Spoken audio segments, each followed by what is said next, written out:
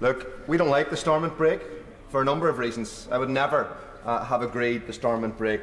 I think it damages and clouds the investor proposition. It has no specific role for the human rights or equality commissions. The brake can be pulled before the committee can even finish its work on scrutiny. And most importantly, I think it's a very bad idea, given the number of years I spent in Stormont, to give the DUP a veto over anything. I want to just say something as well, Mr. Speaker, about some of the people in this House who will go in and vote against this today. Former Prime Ministers, members of the ERG, all of whom supported the protocol that had no Stormont Brake in it, that had far more checks for businesses in it.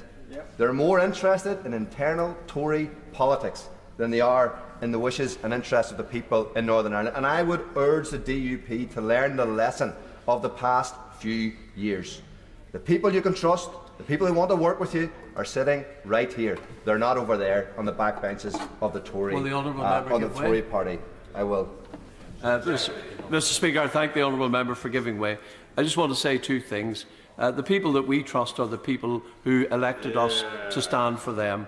Secondly, the veto that was given to the DUP was given to the DUP by the people of Northern Ireland, as the honourable member will well know, who voted in a referendum for the Belfast Agreement, and that includes a veto for unionists, and therefore when he decries that, he's decrying the agreement that his party supported.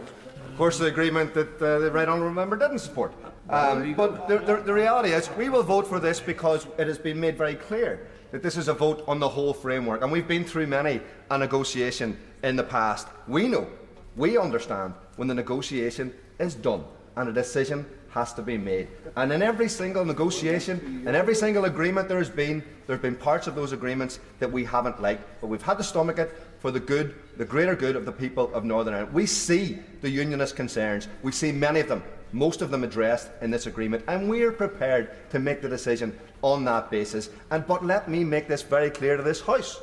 If the DUP still refuse to go into government after all of this, more and more people, I can guarantee you, will figure out that the best way to make the North of Ireland work is within a new Ireland. That is where this is going, and people should be very aware of that.